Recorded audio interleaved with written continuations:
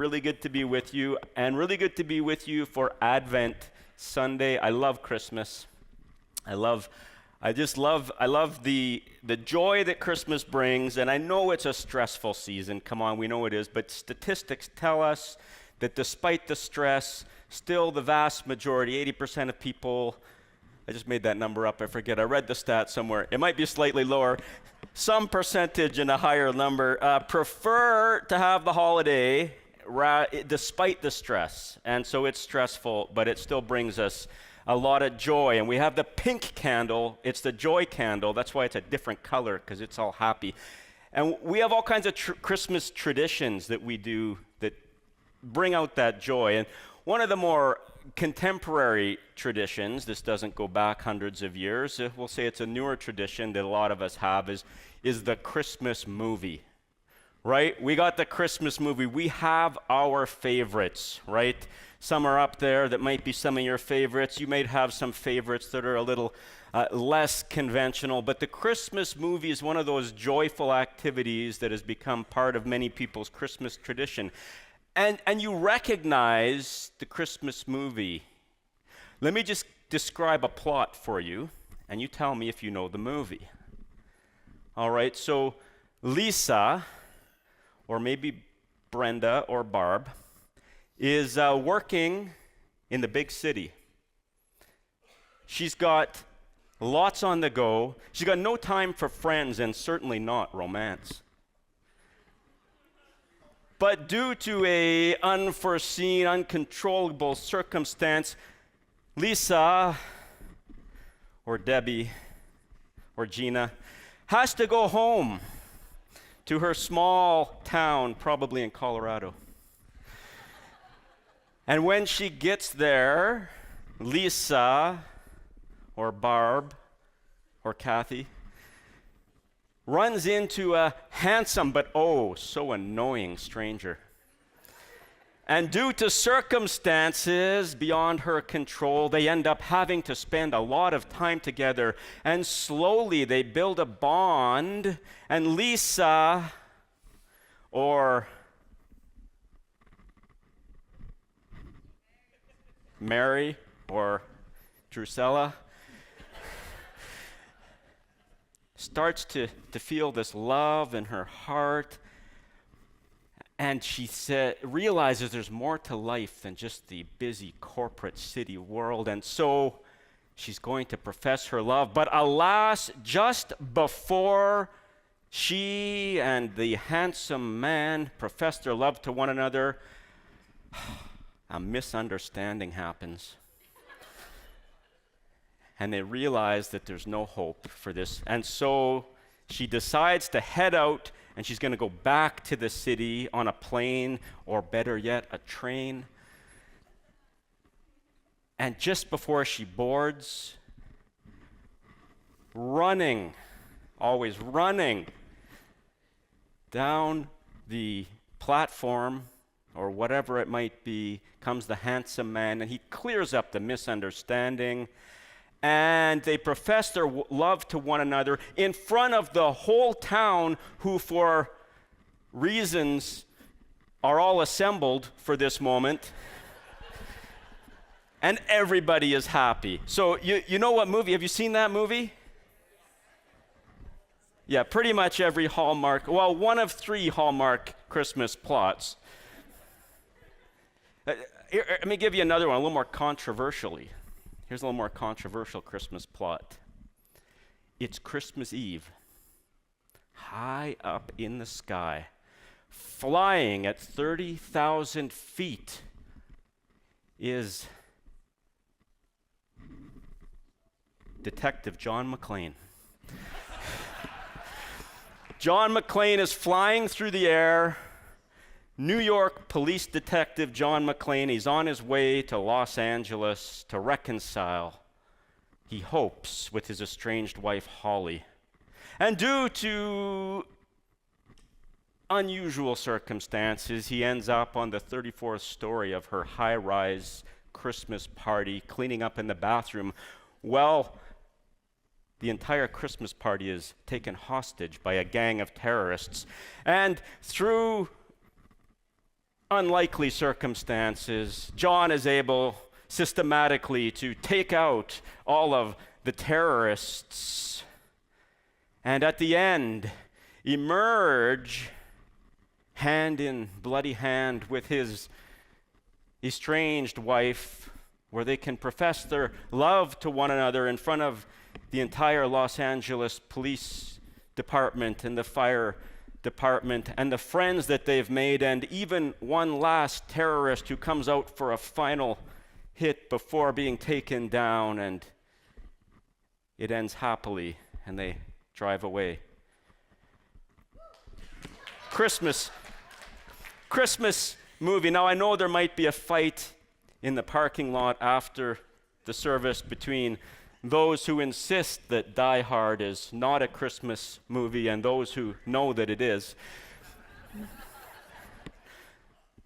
But we have the Christmas movies, and it's part of our tradition. It's part of what brings us joy. And I don't know if you've ever noticed this, but the Gospel of Luke starts off with a joyful Christmas story. The first story in the OG Christmas movie right here in the Gospel of Luke. So we're going to take a look here at the Gospel of Luke. Now, one of the things that's happened since I left the neighborhood as I got older, and I can't read anymore without glasses. What Pastor Ethan calls these my Mississauga glasses, but really they're $3.99 at Yisk. So anyway, so we're going to take a look. Luke chapter 1, and we're starting in verse 5 here. We get a Christmas story here about two characters, Zechariah and Elizabeth. And we see this story unfold in three parts, just like a good story should: a beginning, a middle, and an end, in Act 1, 2, and 3. And at the beginning of this story, in Act 1, we get introduced to the setting, the scene, and the characters. And that's what Luke does here. So Luke here tells us about Zechariah in the time of Herod, king of Judea. And this gives us a little backdrop here. We understand this is at the time when Israel is under Roman occupation. They don't get to call the shots for themselves. They're an occupied people.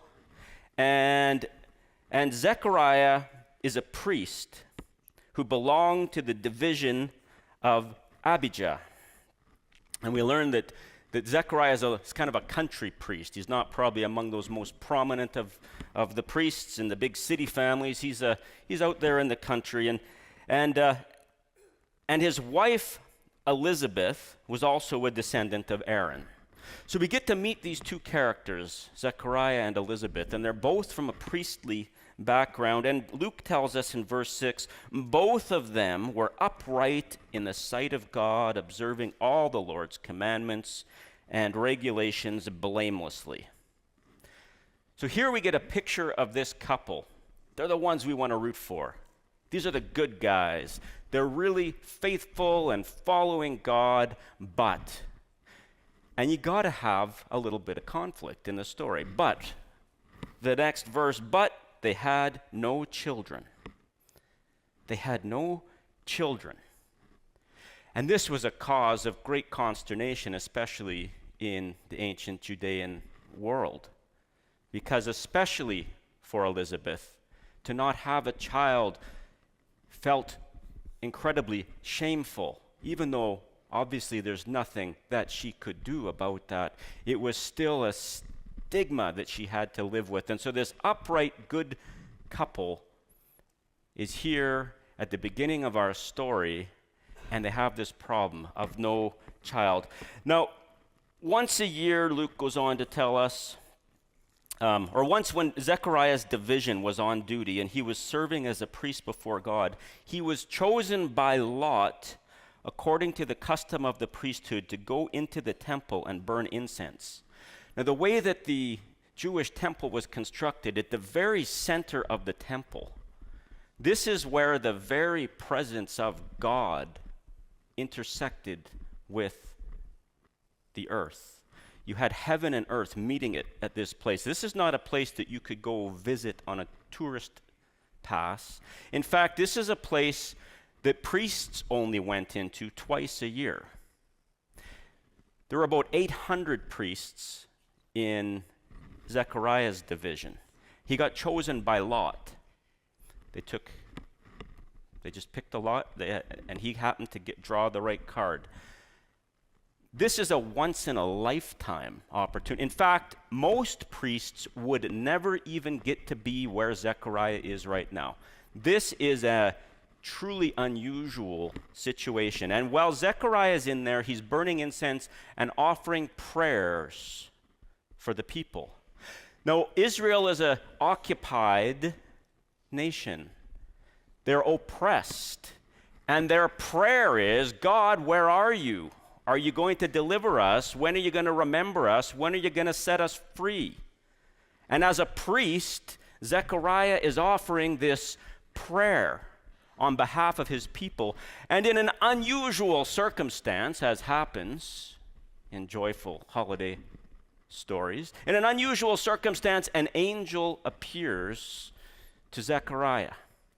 And the angel says this to Zechariah: do not be afraid. I don't know why the angels always say that, because what would you be? Don't be afraid. Your prayer has been heard. What prayer? Your wife, Elizabeth, will bear you a son, and you will give him the name John. And then look at the verse 14.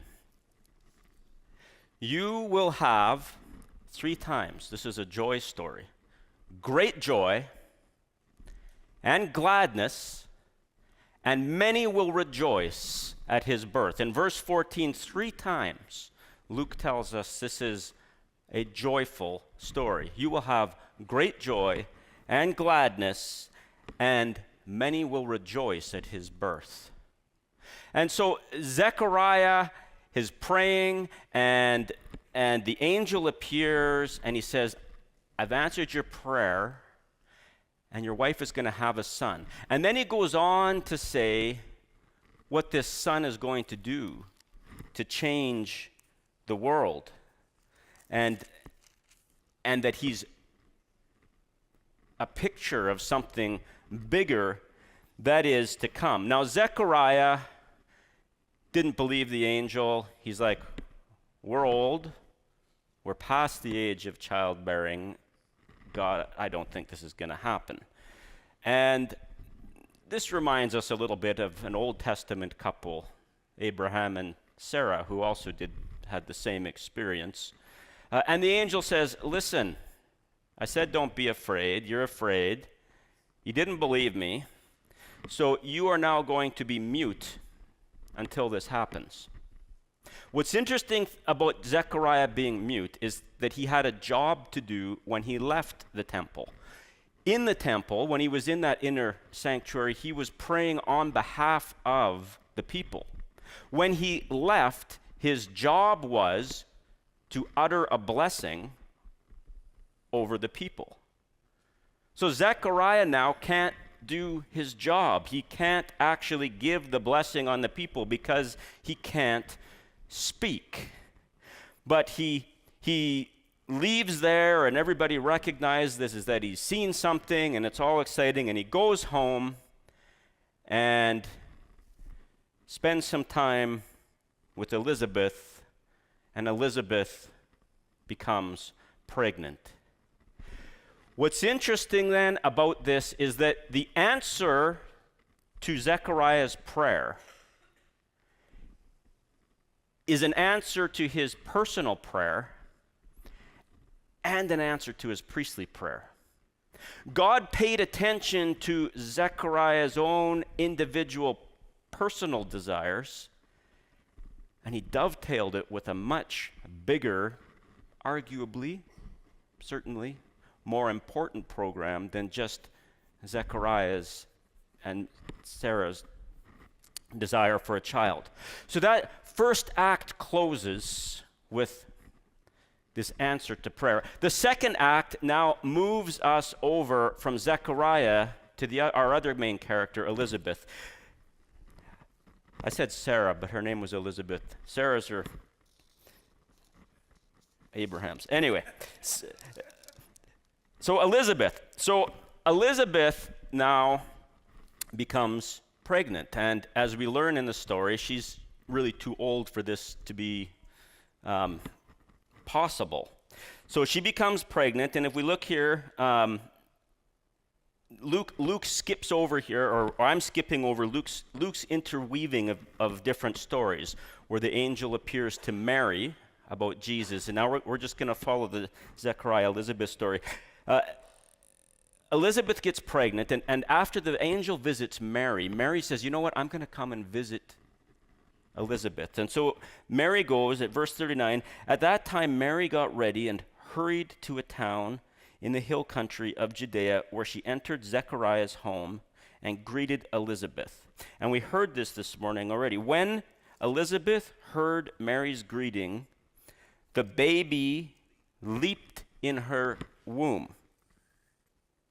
In a loud voice she exclaimed, "Blessed are you among women, and blessed is the child you will bear.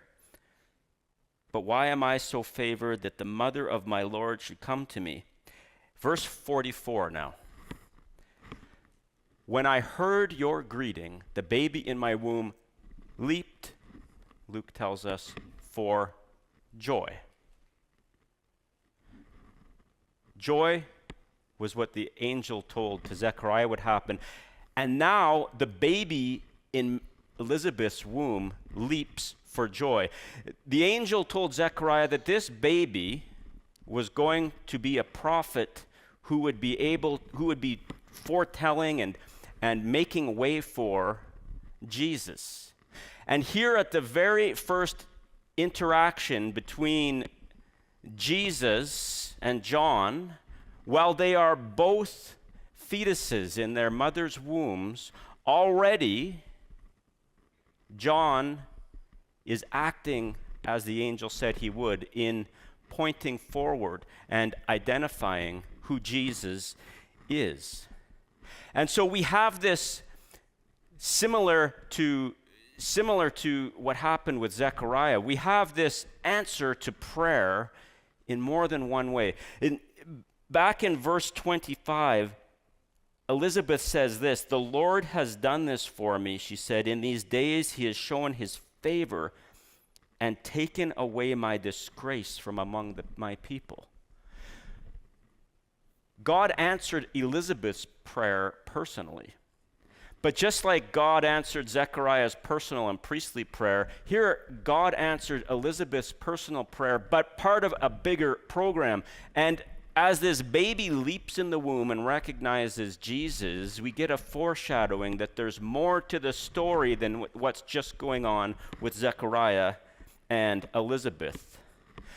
And so Act 2 ends with Elizabeth interacting with Mary. Act 3 now, the final act, comes together here in verse 57. And we have here this is when Elizabeth is actually going to have the baby. So when it was time for Elizabeth to have her baby, she gave birth to a son. Her neighbors and relatives heard that the Lord had shown her great mercy, and they shared her joy. We know it's the last act because everybody's at the train station. Elizabeth's here, the neighbors are here, the friends are here, everybody is here. And in can't read even with these glasses. In verse 58, everyone rejoiced with her. Luke uses a funny word here in Greek that's actually a combination of being with and rejoicing and smushes them together. We don't have this. Hallmark really needs this word because this is truly the word for the final scene. Everybody is rejoicing together. Everybody shared the joy. And then we move on to John is going to be circumcised, and Zechariah still can't speak. And the people say, "Well, what are you going to name him?" And Elizabeth says, his name is John. And they're like, John? Like, who's John? There's nobody in your family named John. No, we better ask your husband, because that's how it was back then. But he can't speak. And so he's like, give me something to write on. His name is John. And as soon as Zechariah confirms that his name is John, all of a sudden his vocal cords are released. And he goes out praising, and then he gives a prophetic utterance about John. And he's filled with the Holy Spirit and prophesied, praise be to the God, the Lord, the God of Israel, because he has come and has redeemed his people and raised up a horn of salvation for us in the house of the servant David. And he goes on to talk about how John is going to be instrumental in a big program that God is doing. The blessing that Zechariah couldn't give when he exited the temple, he now is able to give. And so we have this story, and with everybody rejoicing, this fulfills what the angel said would happen to Zechariah. Everybody, many will rejoice with you. And here many are. And so we could have here a lovely, completed story arc. This would be a nice Hallmark ending to the story, because the couple that couldn't have a child have the child, many have rejoiced, and we could go away now and feel good. But this isn't the end of the story. The story doesn't stop here. In fact, there's a lot more story to go. And so we get introduced here to what in the movies we call the sequel. The sequel here. So we've got this set up, and now the story goes on, and the next scene we get more joy because those angels appear to the shepherds and once again say, don't be afraid. Right. Don't be afraid. We bring you tidings of great joy. Joy. And we move on from there, and then we follow these different story arcs that interweave with one another. There's Zechariah and Elizabeth are gone, but now John and Jesus come to the fore, and John comes out and he's living in the desert like a wild man, and he's baptizing people, and he baptizes Jesus. And Jesus, then we shift the focus over to Jesus, and Jesus goes out and he starts doing crazy miraculous things, and he starts calling fishermen and tax collectors and people and saying, come follow me, and they go and do crazy miraculous things. And Jesus starts ticking off all of these other sorts of religious leaders. And John, we get reminded of Herod that we met at the very beginning, and Herod cuts John's head off. You don't see that in Hallmark. John's head's cut off, but Jesus keeps going, and eventually Jesus ends up in Jerusalem and standing before the Roman authorities, the ones that Israel was waiting for their prayers to be answered from and getting redeemed from and released from. And Jesus ends up on a cross, and he ends up dead and buried. And 3 days later, he rises from the dead, and he appears to his disciples, and he ascends into heaven. And do you know how the Gospel of Luke concludes? The very last verses of the Gospel of Luke? Well, he was blessing them. He left them, was taken up into heaven so that they worshiped him, and then returned to Jerusalem filled with great joy. And they spent all their time in the temple praising God. That is the end of the Gospel of Luke. But it's not the end of the story. And so now we get introduced to the series finale. Because the series finale carries on after Jesus goes, then the disciples carry on the mission and the mandate. We get the book of Acts, and we get introduced to people like Paul, the apostle. We get introduced to Stephen, who gets murdered. We get introduced to other disciples. We see this continue on. We see this continue on past the New Testament, we see the early church continue to follow Jesus, being persecuted and thrown to lions and burned alive. Again, not Hallmark, maybe Die Hard. And it carries on like that until the very end. And the very last book that isn't talking about what happened, but what's going to happen. He will wipe every tear from their eyes. There will be no more death, or sorrow, or crying, or pain. These are the opposite of joy. And the one sitting on the throne said, "Look, I am making everything new." That's the series finale. This is a Christmas story of joy, and we're part of it.